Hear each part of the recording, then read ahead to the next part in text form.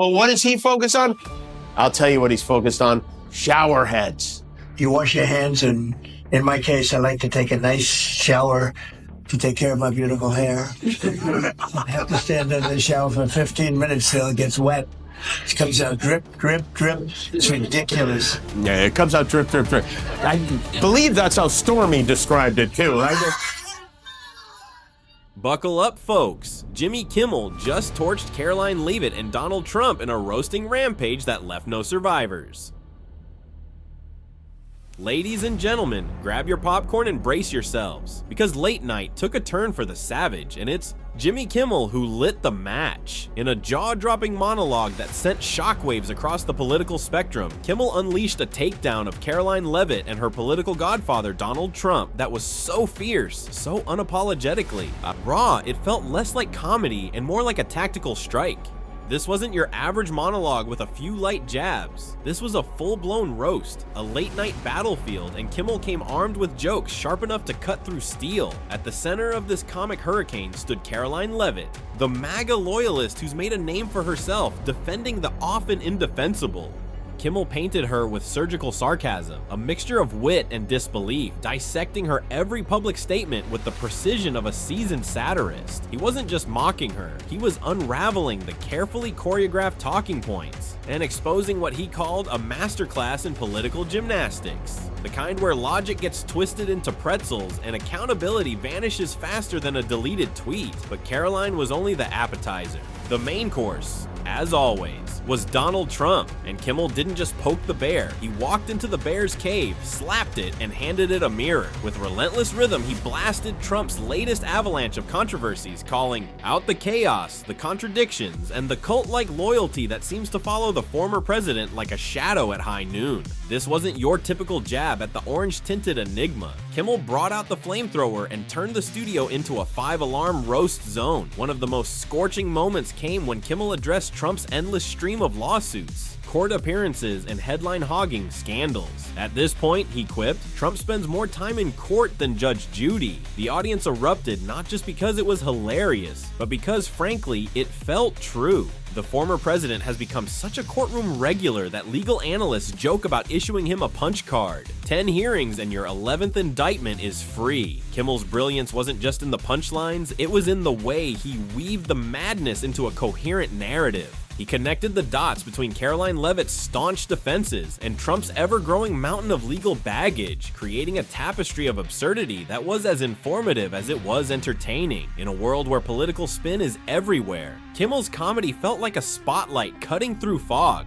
Brutally honest and unforgiving, he mocked Leavitt's media appearances with the flair of a man who's seen it all and can't believe we're still doing this. From her parroting of Trump's talking points to her dramatic pauses that seemed tailor-made for TikTok clips, Kimmel turned her entire persona into a punchline. Not out of cruelty, but out of sheer exasperation. Watching Karoline defend a Trump, he said, is like watching someone insist a dumpster fire is a cozy campfire. No matter how many marshmallows you bring, it's still burning trash. But what really set this monologue apart was its tone, equal parts hilarious, frustrated, and downright incredulous. You could feel Kimmel's disbelief seeping through every joke, as if even he, a veteran of political comedy, couldn't quite wrap his head around how far things have gone off the rails. It wasn't just a roast, it was a cathartic rant on behalf of millions who've been watching this political circus with a mix of horror and exhaustion. And let's be honest, there's something powerful about laughter in the face of dysfunction.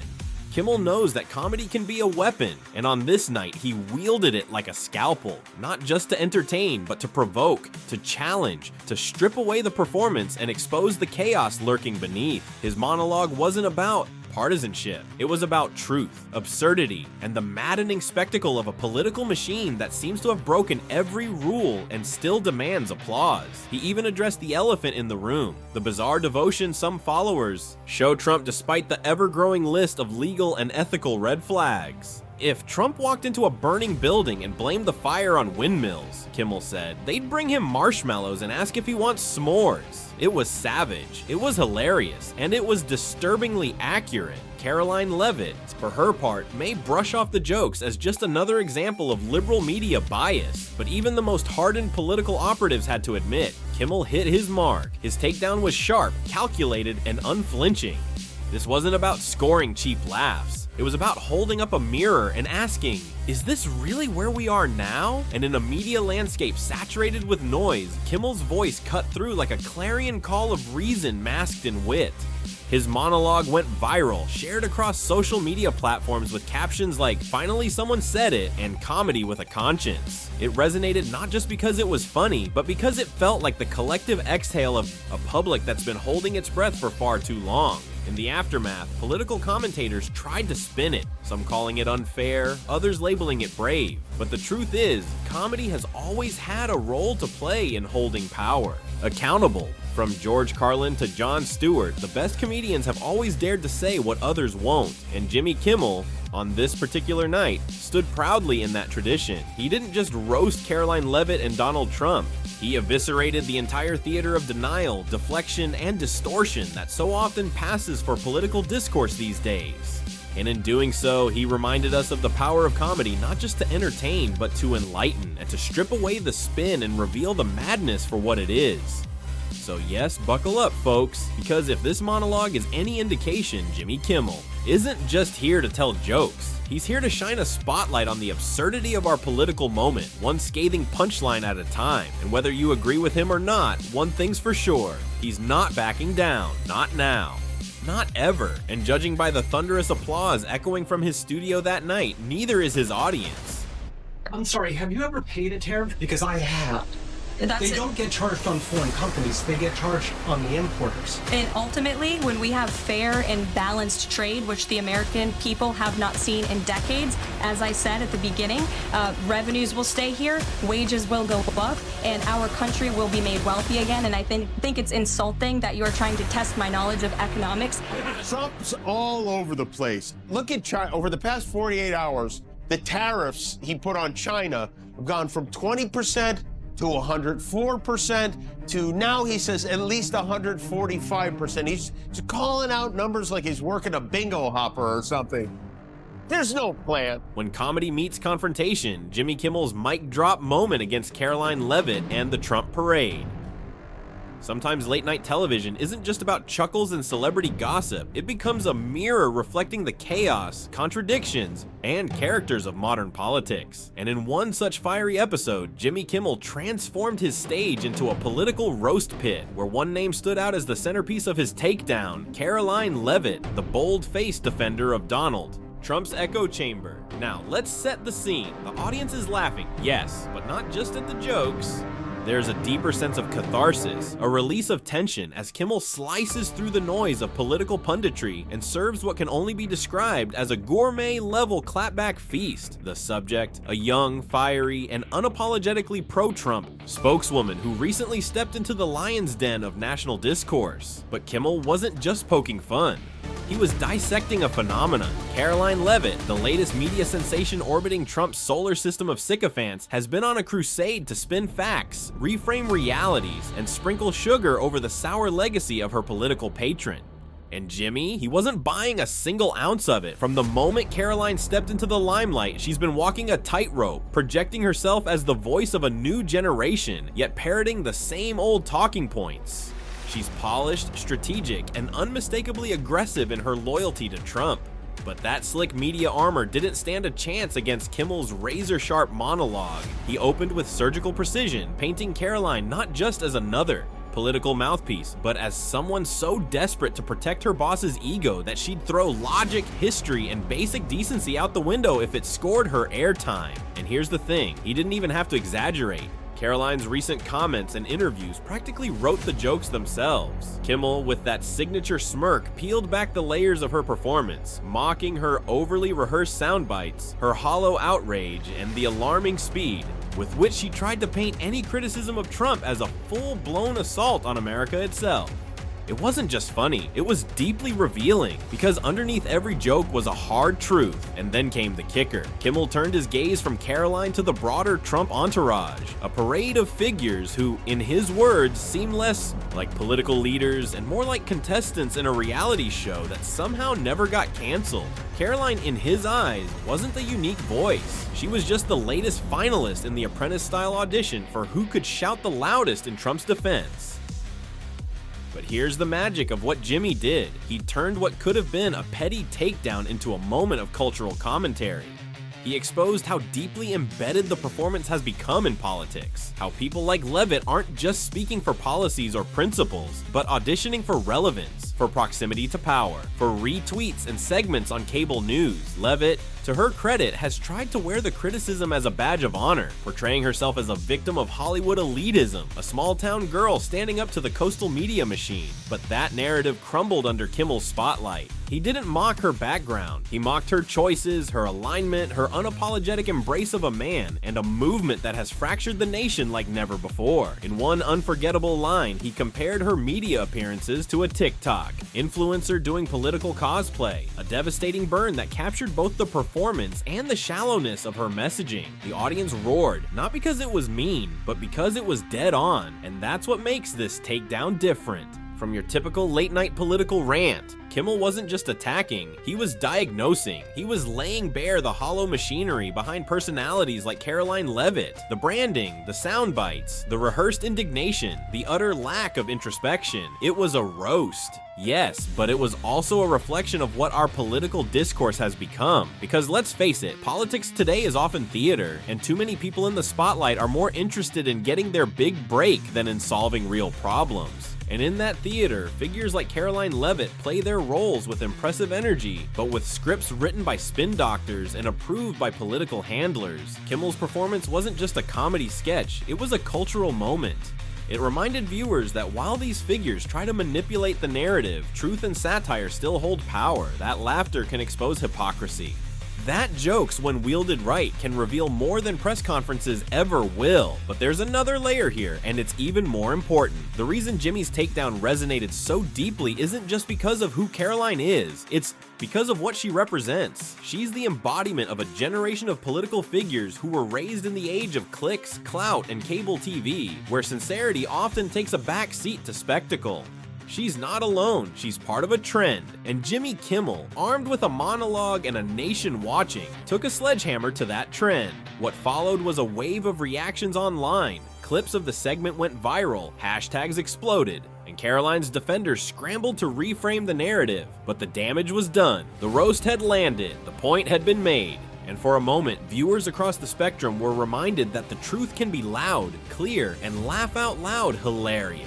As the political landscape continues to shift, moments like this stand out, not because of the celebrity delivering them, but because of the clarity they bring. In an age where every statement is spun and every headline is manipulated, Jimmy Kimmel pulled the curtain back and reminded us that satire is still one of the most powerful weapons against spin. So yes, Karoline Leavitt may continue her crusade. She may appear on more shows, deliver more sound bites, and try to wear Kimmel's jokes like armor. But the truth is, that roast hit a nerve, because deep down, even her most loyal supporters know the performance only works when people believe the script. And after Jimmy Kimmel's scathing and unforgettable takedown, that belief just got a whole lot harder to maintain.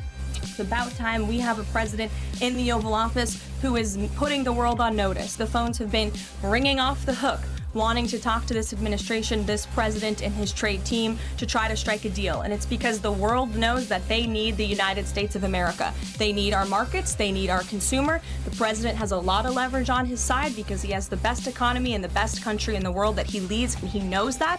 And it's about dang time we finally have a president who uses that economic leverage to benefit Americans. Karoline, bless her determined yet disastrously misdirected soul, has become something of a political enigma, not because she's crafting groundbreaking policies or delivering statesman-like speeches. No, not even close. Karoline seems to operate under the grand illusion that the golden ticket to political glory is to mimic, echo, and sometimes even amplify the most outrageous claims hurled into the public sphere by Donald Trump. It's as if she wakes up each morning, tunes in to his latest rant, and thinks to herself, yes, that's the hill I'm willing to publicly die on today. And honestly, watching her career unfold is less like political analysis and more like a social experiment in real-time cognitive dissonance. It's like watching someone attempt to escape a labyrinth while blindfolded, with their shoelaces tied together and an overinflated ego strapped to their back. Everyone knows the crash is coming, everyone sees the wall approaching, but there she goes, marching forward, smiling wide, dripping with confidence even as she heads straight into political purgatory. Her strategy, if we dare call it that, is as transparent as a politician's tax evasion excuse. Step 1. Find the wildest, most reality-detached statement floating around conservative Twitter or an unverified Truth Social post. Step 2. Repeat it with fervor, pepper in a dash of faux outrage, and serve it to the media as if it's the Gettysburg Address. Step 3. Pray. Pray that something, anything, sticks. Her political method is less like chess and more like flipping over a table and calling it a win. She's tossing rhetorical spaghetti at a ceiling made entirely of truth, science, and common sense, and so far the noodles keep sliding down like bad approval ratings. But still, she tosses, day after day, noodle after noodle. It's an oddly committed performance art piece of political delusion. You see, in Karoline's world, facts aren't pesky little things to be respected. They're optional accessories. Like a scarf on a windy day, she'll wear them if they match her outfit, but she won't be weighed down by their burden. In her version of reality, being wrong isn't a liability, it's a brand. She's not campaigning on integrity or intellect. She's campaigning on volume, on spectacle, on noise. It's politics as performance, where substance is replaced with sound bites, and every mic drop is backed by a fact-check disaster waiting to happen. The irony, of course, is that Karoline probably believes she's pioneering some bold, new populist movement. She likely sees herself as the next firebrand, a warrior of the people, a disruptor in pearls. But in truth, she's just the echo in an increasingly hollow chamber. Her speeches are a mad libs of conspiracy theories, repackaged talking points, and the occasional awkward attempt at relatability. She doesn't so much connect with the average American as she does aggressively yell near them and hope they mistake volume for value. And let's not pretend this rhetoric is accidental or incidental. No, Karoline's communication style is a carefully curated storm of chaos. It's meant to disorient, to distract, to fill the airwaves with so much noise that no one has time to ask, wait, did she actually say lizard people control the stock market? Because by the time you've processed one outlandish claim, she's already on to the next. It's not about defending a point, it's about creating so many points that defense becomes irrelevant. But beneath the circus, there's a darker reality. Because while Karoline may be playing a character, one part provocateur, 2 parts conspiracy parrot, real people are listening, real minds are being shaped, real decisions are being influenced. And that's where her brand of unfiltered political improvisation shifts from comical to dangerous. Because when truth becomes optional, when facts are treated as suggestions, and when volume is rewarded over veracity, democracy begins to fray at the edges. Karoline is not the cause of this erosion, but she is absolutely a symptom, a highly visible, highly vocal, and unfortunately highly influential symptom. Her rise is a reflection of the political marketplace we've created, a place where engagement matters more than ethics, where loyalty trumps logic, and where being loud is mistaken for being right. In that marketplace, Karoline thrives. She's not held back by the shackles of reality. She doesn't worry about nuance. She charges forward, chest out, chin high, completely unaware, or perhaps unwilling to admit, that the world she's describing doesn't actually exist. And that perhaps is the most remarkable part, the absolute confidence with which she navigates this fantasy land. She'll look you dead in the eye and tell you the sky is green, that up is down, that the moon landing was staged by Broadway choreographers, and she'll do it with such conviction that for a fleeting second you might actually question yourself. Could I be wrong? Did NASA really use jazz hands to fake gravity? But then reason returns and you realize, no, this is just Karoline, confidently careening through another press conference like a flaming shopping cart in a downhill race. For all her blunders, Karoline isn't just a political punchline. She's a cautionary tale, a reminder of what happens when politics becomes divorced from principle. When ambition outpaces accountability, when the pursuit of power becomes a game with no rules and no referees. Because in that world, people like Karoline don't just survive, they soar. They become media darlings, podcast guests, viral sound bites. Not because they're right, but because they're loud, and loud sells. But here's the twist in Karoline's story, the tragicomic footnote she doesn't yet see coming. While she may be winning airtime now, while her name trends and her clips circulate, history has a far less forgiving memory. The public may be distracted today, but the archives are patient. And one day, when the dust settles and the political pendulum swings back toward reason, her legacy will be etched not in stone, but in memes, footnotes, and what not to do lectures in civics classrooms. Still, she charges on, perhaps unaware, perhaps unbothered, perhaps convinced that if she just keeps talking, the truth will eventually bend to fit her narrative, that the walls of the maze will rearrange themselves in her favor. But reality, unlike social media, doesn't operate on likes and retweets. It doesn't care how confidently you say something, it just is, and eventually it always catches up. Karoline's journey is both mesmerizing and maddening. It's a theater of absurdity, where every curtain call is met with applause from those too entertained to realize the damage being done. She isn't the villain in a classic sense, more like the protagonist in a tragic farce, unaware that the audience isn't laughing with her anymore, so we watch. Some in horror, some in fascination, some still clinging to the hope that maybe, just maybe, she'll wake up, step back, and realize that governance is not improv comedy, and public service is not performance art. But until then, she remains on stage, spaghetti in hand, hurling ideas at a ceiling that refuses to catch them. One speech, one headline, one cringeworthy soundbite at a time. Because in the age of political theater, Karoline isn't just playing a part, she is the show. There's no plan, unless you consult the MAGAverse, in which case there is and was definitely a plan. I think he's had a plan all along, David, and I think we're seeing it play out. This was his strategy all along. This was the plan all along. Was that his plan all along? It certainly looks like it. This is the plan that he was pursuing all along. I mean, you're watching the art of the deal in real time here. Well, if that was the plan, congratulations, because in 1 week the plan lost $6 trillion and every country in the world hates us now. In the chaotic theater of American politics, where spectacle often overshadows substance, enter Karoline, the latest recruit in Trump's ever-expanding ensemble cast. No, she's not the bold new voice of conservatism. She's not bringing fresh ideas, innovative policies, or groundbreaking insights. What she is bringing to the table, however, is a perfectly rehearsed echo of every tired talking point that's been churned out since 2015, just louder, snappier, and with a fresh coat of hairspray. And unfortunately for the American public, she's been given a new job title to make it all sound official: Rapid Response Director for the Trump campaign. Now, before we pretend this is some kind of revolutionary role, let's break it down. Rapid Response Director sounds like a job that requires agility, insight, and strategic genius. But in this case, it's basically code for Chief Spin Doctor. Karoline's real skill isn't in offering solutions or driving vision. Her true talent lies in sidestepping the truth with such finesse, you'd think she trained in political parkour. Give her a tough question, and she'll somersault right over it. Confront her with facts, and she'll duck like they're dodgeballs in a high-stakes gym class. And when it comes to accountability, she doesn't just dodge it, like she performs a disappearing act so clean you'd think David Copperfield was coaching her. Comedian Jimmy Kimmel, never one to miss a chance to slice through political theater with a scalpel of sarcasm, summed it up best.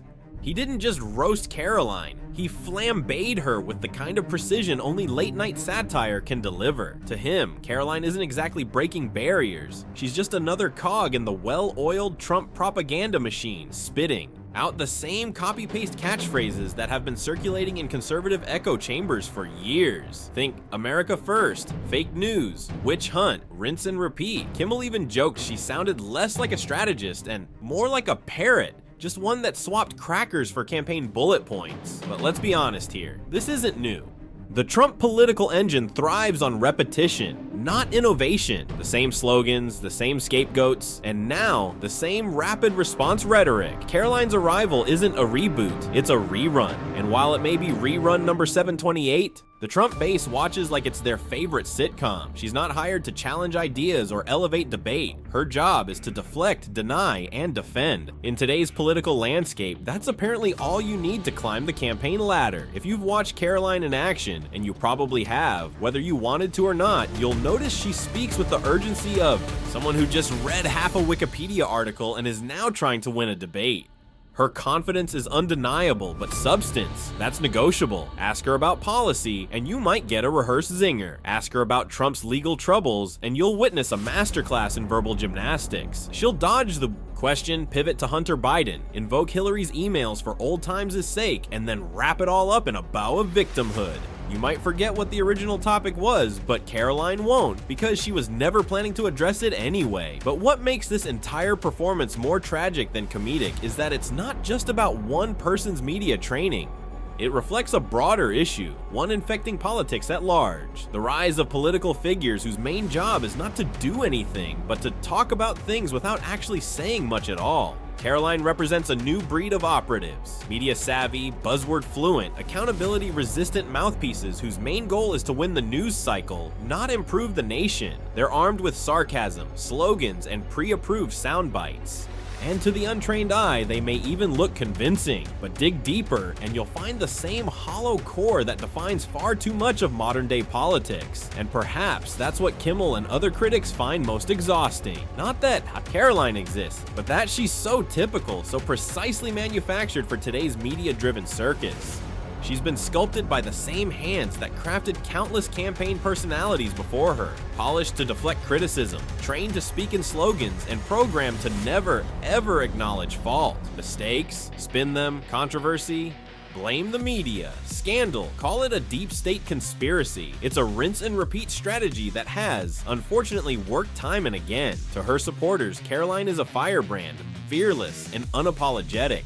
To critics, she's a megaphone with no original tune, but to the rest of us, she's a symbol of what happens when politics stops being about ideas and starts being about image, when the goal is no longer to serve the people, but to win the narrative. Or regardless of what's true, fair, or meaningful, let's not forget that this is all happening in a time when America needs leadership, not lip service. We're navigating real issues, economic uncertainty, global instability, environmental crises, and a rapidly evolving digital world that's transforming jobs and communities. And yet, while the nation grapples with complexity, the Trump campaign's answer is to trot out yet another soundbite soldier trained to recite the same lines with renewed enthusiasm. It's like rearranging deck chairs on the Titanic. Theatrical, but ultimately pointless. What's even more revealing is how the campaign treats truth like it's a suggestion, not a standard. Karoline, like many of her rapid response predecessors, isn't judged by the accuracy of her claims, but by the velocity with which she delivers them. It's not about what's real, it's about what's viral. In this world, precision takes a back seat to performance. If you say something with enough confidence, even if it's dead wrong, chances are it'll get clipped, shared, and celebrated by someone online. And that's the real danger. The line between informed discourse and political cosplay is thinning by the day. Of course, Karoline didn't create this system. She's a product of it. She's been handed the baton by generations of political operatives who realized long ago that truth-telling isn't always rewarded, but fear-mongering and fast-talking usually are. She's just better at packaging it for the TikTok era. Whether she's appearing on cable news or firing off tweets, every move is calculated for maximum reach. Substance is optional, style non-negotiable, but maybe, just maybe, it's time we all start asking for more. More than clever comebacks, more than choreographed outrage, more than PR warriors dressed up as patriots. America deserves leaders who can think deeply, speak honestly, and act boldly, not just those who can win an argument on cable news. We need doers, not deflectors, problem solvers, not spin doctors. Karoline, for all her media savvy, isn't breaking any new ground. She's just mastering a game that desperately needs new rules. So while she may continue to dodge, distract, and deflect with professional-grade flair, the rest of us have a responsibility too, to see through the show, to demand more, and to stop mistaking noise for leadership. Because in the end, it's not about how fast someone can respond, but whether their response actually makes a difference. And until that happens, Karoline, like so many before her, will be just another voice in a very loud, very tired chorus. Our headquarters in Hollywood, where a lot of the country watched a very special episode of The White POTUS tonight. It was a night of pomposity and circumstance as Donald Trump addressed a joint session of Congress because, he rarely gets to be on TV, so why not? In the world of power, politics, and public manipulation, there are two types of players. Those who command from the front lines and those who orchestrate the illusion from the shadows. Nicole Parker, a former FBI special agent turned truth bearer, has stepped forward to pull back the curtain on what she calls one of the darkest turns the Bureau has taken in decades. Her story isn't just a recounting of events. It's a chilling reminder of how institutions meant to serve justice can be silently hijacked, repurposed, and redirected under the newly appointed FBI Director Kash Patel and Attorney General Pam Bondi. The Bureau is attempting to reclaim its credibility, rebuilding a fractured image one investigation at a time. But this isn't a gentle reset. This is war. A war not of bullets and bombs, but of truth, power, and narrative.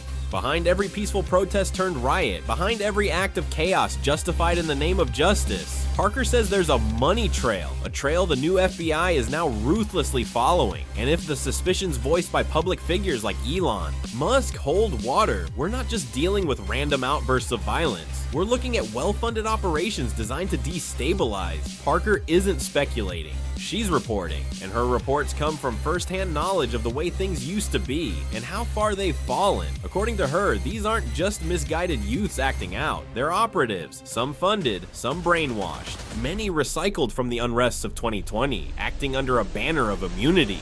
Why immunity? Because last time there were no consequences, no accountability, they got away with it. But this time, Kash Patel and his task force are coming in hot, equipped with subpoenas, financial surveillance tools, and a burning desire to peel away every layer of organized domestic disruption. Follow the money, that's the mantra. Money never lies. Bank records are silent whistleblowers. When FBI analysts map the transactions, a pattern forms, revealing how deeply rooted some of these organizations are, and more importantly, who's backing them. Parker suggests that for every masked protester lobbing a Molotov cocktail, there's a handler, a coordinator, a financier sipping wine in a penthouse. And they're the real targets. The street-level chaos is just a smokescreen. Meanwhile, in a different but equally haunting part of the justice system, Attorney General Pam Bondi made headlines by authorizing federal prosecutors to pursue the death penalty against Luigi Mangione, the accused assassin of Brian Thompson, a father of two and an innocent bystander in what investigators are calling a calculated execution. Mangione, reportedly nursing a personal vendetta against the insurance industry, walked into Thompson's office and ended a life that had nothing to do with his grievances. It wasn't just murder, it was a statement. What makes this even more shocking is the timing. Joe Biden had just commuted the death sentences of 37 convicted killers, offering them life sentences instead.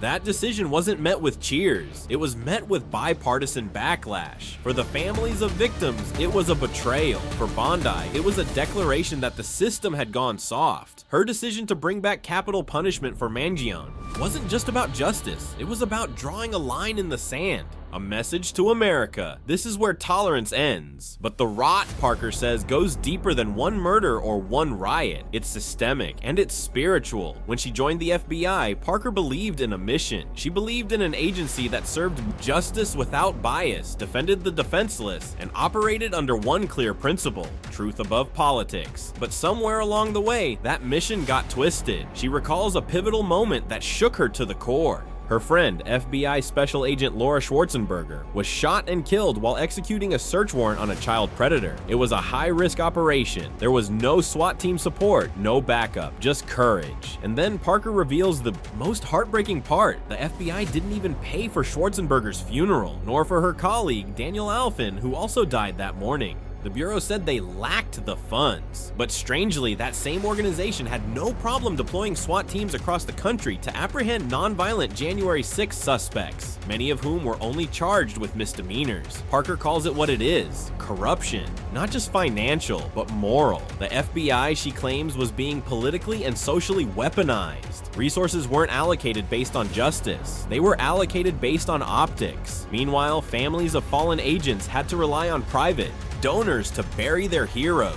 The contrast was sickening. The very people who sacrificed everything for their country were being treated as afterthoughts by an institution obsessed with headlines, social equity programs, and protecting a curated image. And now Parker stands before Congress, testifying not as a whistleblower, but as a witness. Her goal isn't revenge, it's redemption.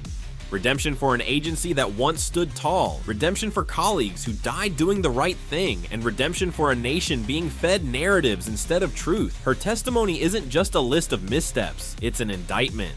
Chilling inventory of how the Bureau's priorities shifted away from crime fighting and toward culture wars. She exposes the Bureau's DEI efforts, not as a bad idea in theory, but as a bloated, politically charged distraction from their real mission. While agents were being trained in social sensitivity, child predators slipped through the cracks.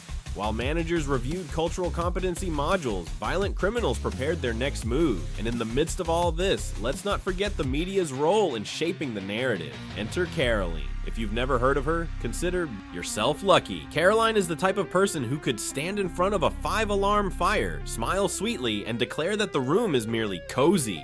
Her specialty? Taking the most outrageous, bizarre, and sometimes dangerous actions of political figures and spinning them into something that sounds just palatable enough to make headlines. Her loyalty to Trump is unwavering. Her job: translate chaos into calm. She's the face that tells America not to believe their own eyes. And somehow, she keeps getting rewarded, not for telling the truth, but for selling the lie. While people like Parker dig into the dirt to unearth what's real, Karoline paints over the cracks with glitter and charm. She isn't just enabling bad behavior, she's repackaging it for mainstream consumption. And so, here we are, caught in a war of realities. On one side, agents like Nicole Parker trying to hold the line of integrity and accountability. On the other, professional mouthpieces like Karoline spinning away the flames, assuring the public that everything is fine, just fine. While the foundations crumble, America is at a crossroads. The institutions we once trusted, law enforcement, media, and political leadership, are being pulled in every direction. Some are selling a story, others are fighting to tell the truth. The question isn't whether you'll take a side. The question is whether you'll open your eyes in time, because while some focus on chasing followers and sound bites, others are chasing justice with every ounce of breath left in them. And if you're enjoying this, if this peek behind the curtain has you leaning in, questioning, wondering, then don't just walk away. Subscribe, stay informed. This story isn't over. It's only just beginning. The jig is up. Past American presidents sat by and let this happen, but President Trump stood up for our country, and he is saying no more. The president's message has been simple and consistent from the beginning. To countries around the world, bring us your best offers, and he will listen. Deals will only be made if they benefit American workers and address our nation's crippling trade deficit. In a country that's teetering on the edge of chaos, where truth is often a casualty of politics, the FBI has stepped onto center stage once again. Not as the heroic force of justice we grew up believing in, but as a symbol of everything that's broken. And at the heart of this drama is former Special Agent Nicole Parker, whose voice has become one of the most compelling critiques of a once revered institution, now accused of prioritizing politics over public safety. Her latest statements don't just scratch the surface, they rip the curtain back on what many believe is systemic corruption, incompetence, and outright betrayal of the American people. Under the new leadership of Director Kash Patel and Attorney General Pam Bondi, the agency is supposedly undergoing a rebirth. But let's not pop the champagne just yet. Because this isn't about a glorious transformation, it's about cleaning up a mess so deep it could swallow the very idea of justice. What Nicole Parker lays out is nothing short of a national wake-up call. According to her, this new FBI isn't just playing softball. It's done being the passive observer while anarchists throw Molotov cocktails and extremist operatives hide behind hashtags. No more free passes for political violence.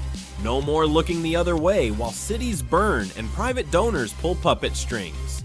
Director Patel has launched a specialized task force to root out the culprits, and we're not talking about just the street-level agitators. No, the real targets are the generals, the ones pulling the strings, signing the checks, and scripting the chaos. Because if there's one thing Parker knows, it's this: the money never lies. Follow it, and you'll find the truth.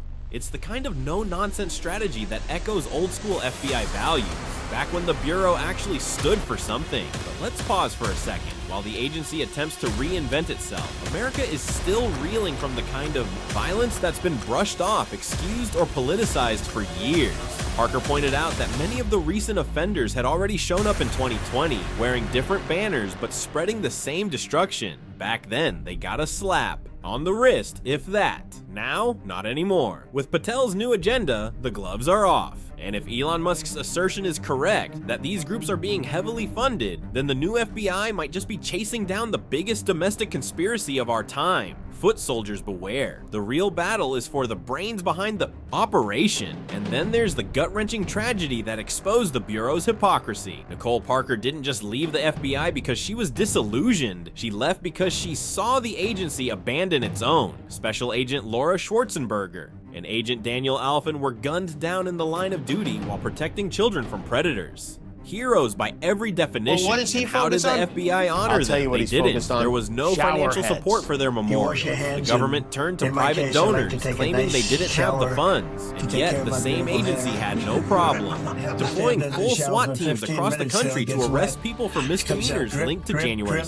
6th. It's Think about that ridiculous. for a moment. Yeah, it comes True out drip, heroes drip, drip. die protecting kids. believe and the that's how FBI Stormy can't even described it, foot the too, bill right? for a funeral, but they'll break down your door for attending a protest. It's the kind of moral contradiction that should make every American furious. But this isn't just about hypocrisy, it's about intentional negligence. It's about resources being weaponized against the public while the Bureau chases DEI quotas and social brownie points. Parker called it what it is: waste, fraud, and abuse. And she's not just pointing fingers, she's going to Capitol Hill, testifying before Congress, and putting every ounce of her reputation on the line. Because the truth isn't just inconvenient anymore, it's revolutionary. But the FBI isn't the only institution being dragged into the spotlight. Enter Pam Bondi, the new Attorney General with zero tolerance for criminal theatrics. In a move that shocked even seasoned prosecutors, Bondi announced that the death penalty would be sought against Luigi Mangione, the accused murderer of CEO Brian Thompson. The details are chilling. This wasn't some heat-of-the-moment act. This was a premeditated, cold-blooded assassination, the kind that makes headlines and haunts families for generations. Brian Thompson was more than a CEO. He was a father, a husband, a man who went to work one morning and never came home. Bondi's stance isn't just about one case. It's a message, a warning shot across the bow of every criminal who thinks the justice system is still asleep at the wheel, and it couldn't come at a more crucial time. Remember, President Biden commuted the sentences of 37 death row inmates not long ago. That decision sent shockwaves through both parties, sparking bipartisan outrage and leaving victims' families in emotional limbo. Bondi's decision flips the script. She's not here to soften blows or look the other way. She's here to bring us back the kind of accountability that doesn't end in parole hearings and plea deals. Let's be real, justice in America has become a parody. The powerful play dress up while real citizens get crushed under the weight of bureaucracy and ideological warfare. Donald Trump, the ultimate political shapeshifter, convinced half the country that tweeting angrily and dodging every serious issue was a sign of leadership. He got impeached twice and still walked away with a cult following that believes he walks on water. And people like Karoline, his loyal political understudies, have risen through the ranks not on the strength of their convictions, but on the elasticity of their morals. Karoline, for instance, has become the poster child for blind loyalty. She doesn't deal in facts, she deals in spin.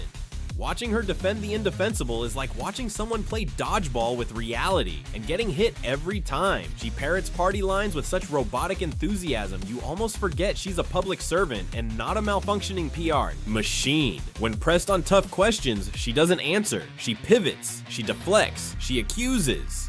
It's all a performance, and the only audience is a nation exhausted by the noise.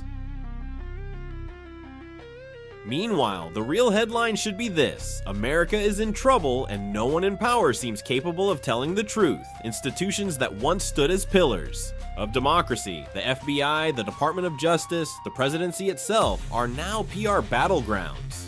The new FBI might be trying to turn the tide, but it's got an ocean of public distrust to swim through first. And Nicole Parker's brave stand might just be the spark needed to start that fire. But here's the kicker: this isn't about politics anymore. It's about survival. It's about whether the truth can still matter in a world dominated by narratives. Can a reformed FBI really purge itself of years of bias and mismanagement? Can leaders like Pam Bondi bring justice back into fashion? Can people like Nicole Parker make America believe again? The stakes are higher than they've ever been, because if we keep pretending that tweets are policies, that PR stunts are plans, and that performative outrage is leadership, then we're not just watching democracy decay, we're helping it rot. So let this be the moment we stop scrolling and start paying attention. The moment we demand more from the people sworn to protect us. Because somewhere out there, the truth is still fighting to be heard. And if we don't listen now, we might never hear it again.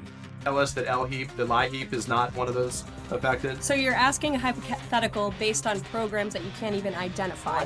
What I can tell you just is be that clear, since you guys haven't identified, let's do it together just for Americans at home. Medicaid, is that affected? I gave you a list of examples: Social Security, Medicare, welfare benefits, food stamps that will not be impacted by this federal policy. Jim didn't just throw a punch, he went straight for the jugular, ripping through the shiny bulletproof illusion that Donald Trump has carefully wrapped around himself for decades. With surgical precision and a truth-shaped scalpel, Jim laid bare what so many Americans have felt but were afraid to say, that Trump's obsession with winning is less about solving the real festering issues of a nation and more about stroking the massive golden monument he's built to his own: ego. You see, for Trump, winning isn't measured in improved healthcare, educational reform, or stronger diplomatic relations. It's measured in rally sizes, applause meters, and the number of trending hashtags bearing his name. It's the kind of shallow scoreboard you'd expect in a high school popularity contest, not the Oval Office. But what makes it all more baffling is that somehow this chaos-fueled, attention-drunk strategy keeps working.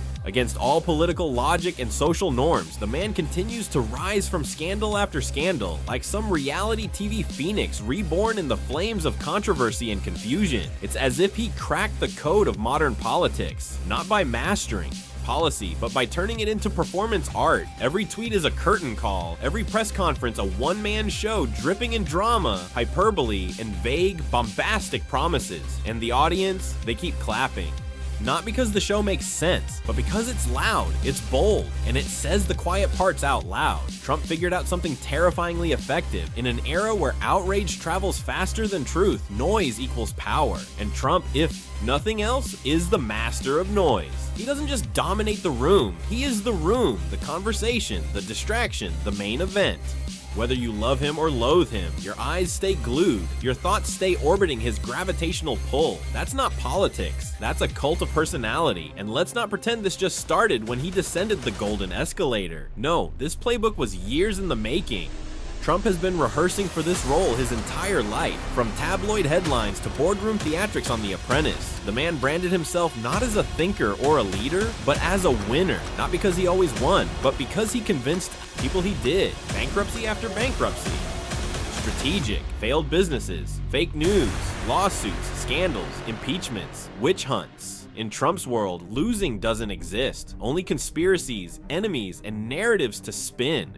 He doesn't solve problems, he reframes them. He turns disasters into proof that he's being targeted, misunderstood, or worse. Too revolutionary for the establishment to handle. And here's the part that stings the most. Many Americans bought it. Hook, line, and flag-waving sinker. Because in a country bruised by economic inequality, cultural division, and political fatigue, Trump didn't offer solutions. He offered someone to blame. Immigrants, journalists, liberals, bureaucrats, anyone who didn't chant his name like a hymn. He painted a world where he alone could fix everything, despite never really explaining how. The details didn't matter. What mattered was the feeling he gave of rebellion, of rage, of being part of something louder than logic. Trump sold empowerment through anger, patriotism through paranoia. Meanwhile, the institutions meant to hold power accountable, Congress, the media, even the justice system, were caught in a whirlpool of spectacle. Every time they tried to correct the record or call out a lie, Trump spun it into another reason why he was the real victim. It was political judo. And while the experts debated and the opposition strategized, Trump kept feeding the beast, tweeting, rallying, taunting. Because if there's one thing he understands better than policy, it's ratings. He's not a leader in the traditional sense. He's a brand, a walking, talking marketing campaign that never ends, never apologizes, and never stops asking for your attention. And when your brand is built on being outrageous, then every day is a new episode. Wilder, louder, more unfiltered than the last. But Jim's takedown wasn't just about ego, it was about the dangerous hollowness behind it. About the fact that, while Trump was obsessing over crowd sizes and applause, the real America, anxious, fractured, and exhausted, was still waiting for answers.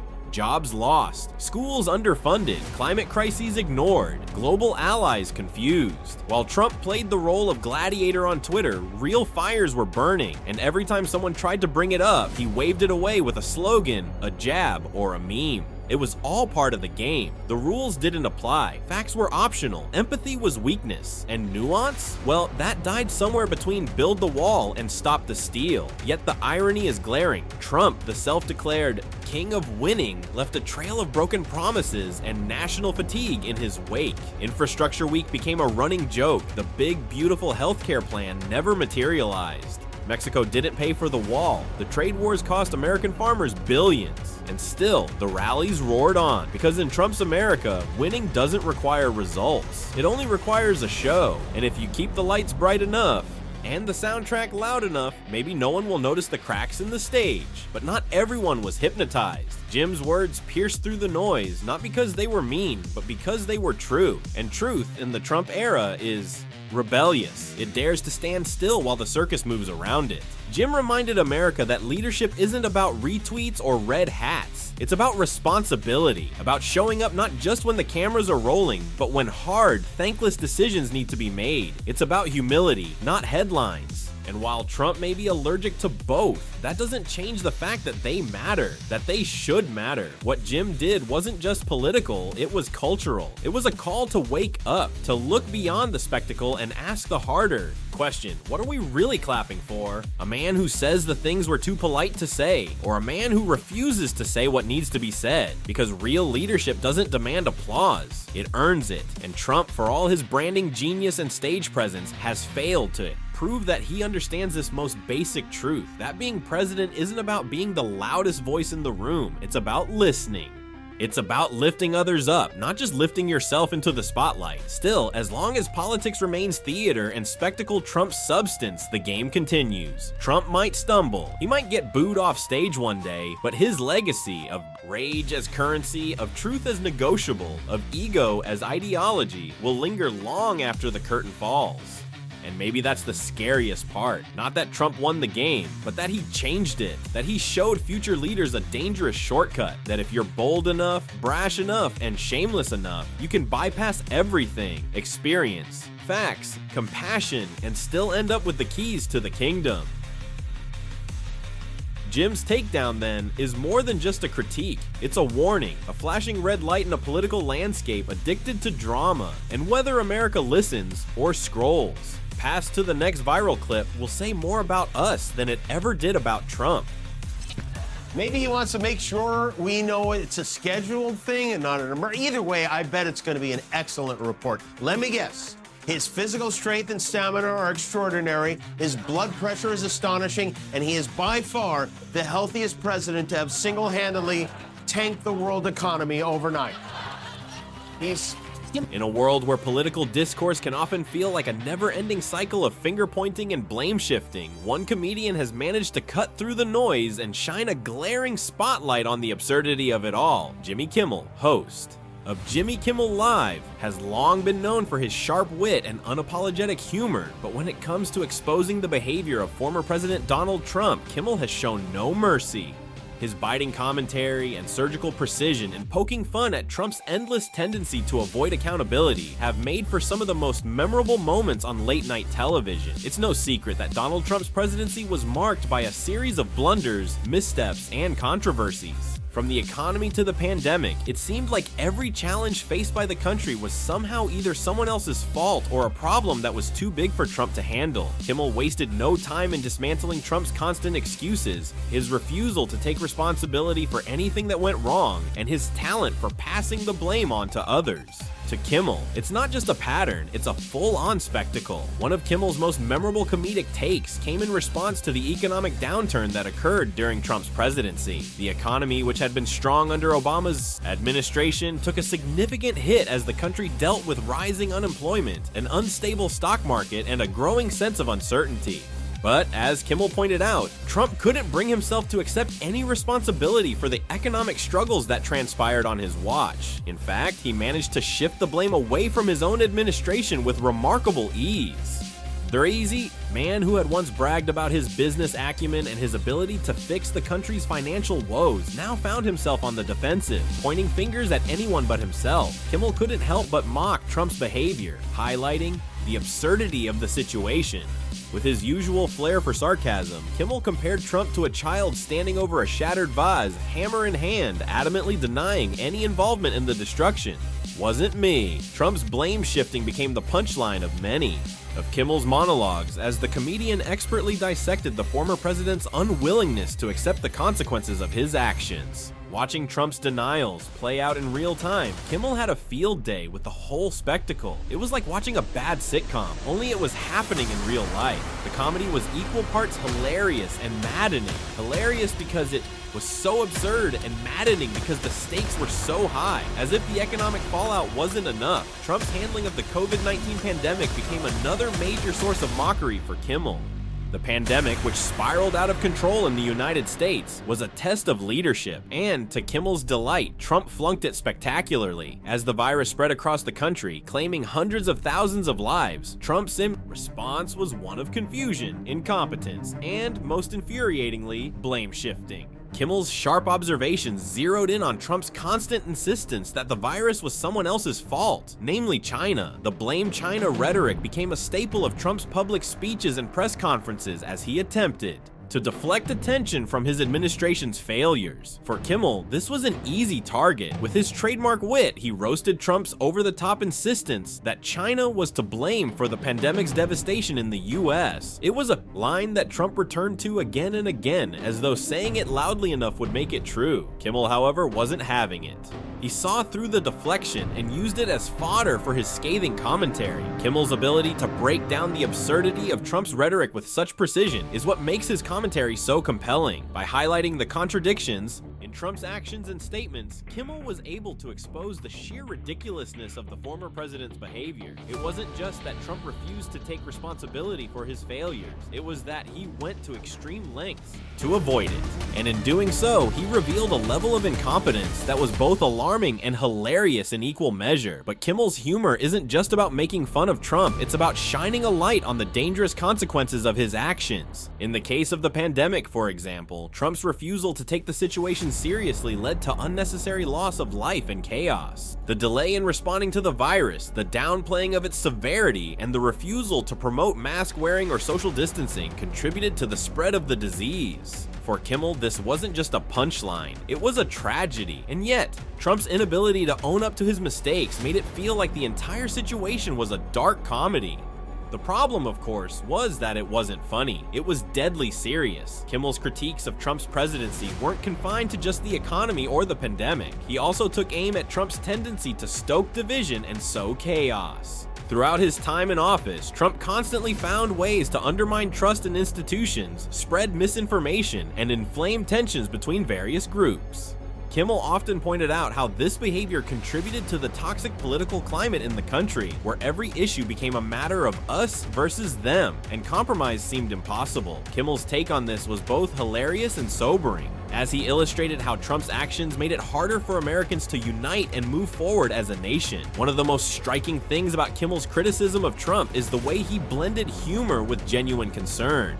While many comedians might take a purely satirical approach, Kimmel's commentary was often underpinned by a deep sense of frustration and disbelief at what was happening. It wasn't just that Trump was making things worse, it was that he was doing so with a sense of entitlement, arrogance, and complete disregard for the consequences of his actions.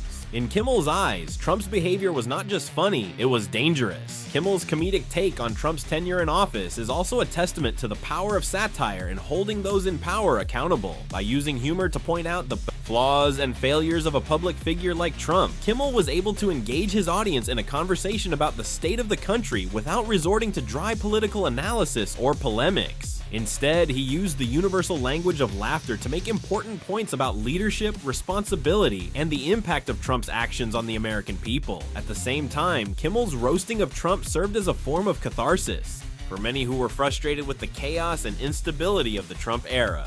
For viewers who were fed up with the endless scandals, the divisive rhetoric, and the incompetence on display, Kimmel's humor provided a much-needed release. In a way, his jokes became a form of therapy for those who had been through the emotional roller coaster of the Trump presidency. Of course, not everyone found Kimmel's critiques of Trump to be funny. For Trump's supporters, Kimmel's jokes were a reminder of the deep divide in the country, where humor had become a battleground for political allegiances. But for those who shared Kimmel's frustrations, his monologues were a welcome breath of fresh air in an era where it often felt like the truth was hard to come by.